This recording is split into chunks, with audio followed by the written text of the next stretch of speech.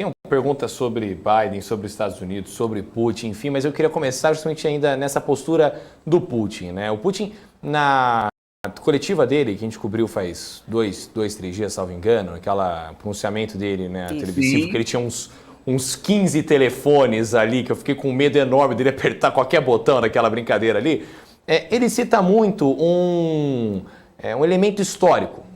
A lógica de, olha, desde os anos 90 a gente vem sofrendo com essa história, todo mundo fica pintando a gente como inimigo, os Estados Unidos fica pintando a gente como inimigo, enfim, assim, assado. Ou seja, não era algo de hoje. Né? Eu não acredito numa coincidência de, isso pode ter sido estopim, mas não era algo de hoje. E aí, se você pega a mudança política, né? Você pega um Olaf Scholz que assume o lugar da Merkel, o Biden que assume o lugar do Trump, você acha que justamente por essa mudança ali, justamente por esses dois, inclusive, políticos, esses dois líderes serem um pouco criticados dentro do país como fracos em política externa, ele aproveitou para dar o pulo do gato, justamente nessa história que envolve bilhões de dólares, né? Olha, primeira coisa, eu concordo inteiramente com você, né? O Putin, olha, a última coisa que a gente tem que dizer do Putin, pode falar qualquer coisa. Primeiro, que ele é bobo, e segundo, que ele não percebe o clima, ele percebe bem o que está acontecendo, né? Ele sentiu, como qualquer negociador hábil, que o outro lado estava num momento de fragilidade. Você resumiu, né? Ele não tinha mais Angela Merkel, que fala russo, né? Que nasceu e se criou na Alemanha Oriental, né? Conhece os russos como ninguém, né? Teve o marido do Politburo, né? Tudo isso, né? Ela aprendeu, né? E ela sabia exatamente como lidar com Putin. Ele sabia que ele temia Angela Merkel, né? Porque Angela Merkel usava não os tanques, mas usava, vamos dizer assim, desde antes do ano 2000, o poder efetivo que tinha o marco alemão, né? O poder efetivo que tem a riqueza alemã, né? Putin percebeu esse momento de fragilidade e percebeu exatamente como estava a política externa americana. Hoje, quando a gente olha para o Congresso americano, só tem um ponto de união entre republicanos e democratas no Congresso norte-americano. Só tem um ponto em que todos sentam na mesa, mais ou menos olhando para a mesma direção. Esse ponto chama China. Ele percebeu que, fora disso, havia um momento de fragilidade, até mesmo enquanto definição estratégica dessa diplomacia americana. Ele percebeu o que você também diz. Não há uma autoridade plena em torno de Joe Biden. Isto é real, isto é efetivo. 3, ele percebeu com clareza que Biden tem um enorme monstro, uma assombração para ser enfrentada, que são as eleições de midterm, que são as eleições no meio de mandato, as eleições de novembro. Ele juntou tudo e percebeu que era hora de avançar. Avançar em relação a quê? Agora vem a primeira parte da tua pergunta, sobre o processo histórico. Por que ele resolveu avançar? Lembrando o processo histórico. Olha, vamos deixar tudo de lado do que a gente está falando e vamos pegar a edição da Der Spiegel de domingo passado.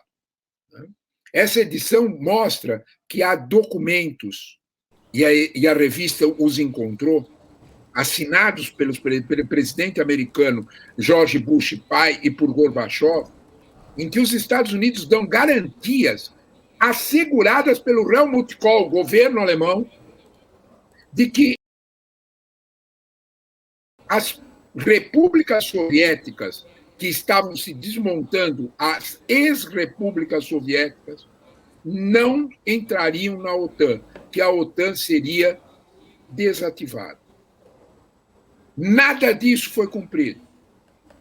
Porém, existe uma segurança estratégica imediata para Putin, que é a Geórgia, que é a Bielorrússia. Basta olhar o mapa e a gente entende. E é principalmente a Ucrânia. A gente fala de Ucrânia para russo, eles têm 2 fantasmas históricos na orelha dele, né? O primeiro chama Napoleão e o segundo chama Hitler. Os 2 invadiram a Rússia por aquele caminho. É por isso que a Ucrânia é tão sensível. Não é à toa que o Putin lembrou essa situação histórica. A Ucrânia é sensível, sim. Talvez mais ainda do que a Bielorrússia, mais do que a própria Geórgia. Essas 3 ex-repúblicas soviéticas não podem, de fato, modo algum, para a lógica russa, terem a OTAN. Se vocês me perguntarem, espera, mas isso não é autoritário? Isso não é absurdo? Desculpa, relações internacionais são feitas por atitudes realistas. Se qualquer governo russo tentar colocar uma base militar com mísseis em Cuba, para não falar em Venezuela, pode esquecer, os americanos vão dizer não, não vai pôr e ponto. Isso é casus belli, se puser vai ter guerra. É disso que nós estamos falando.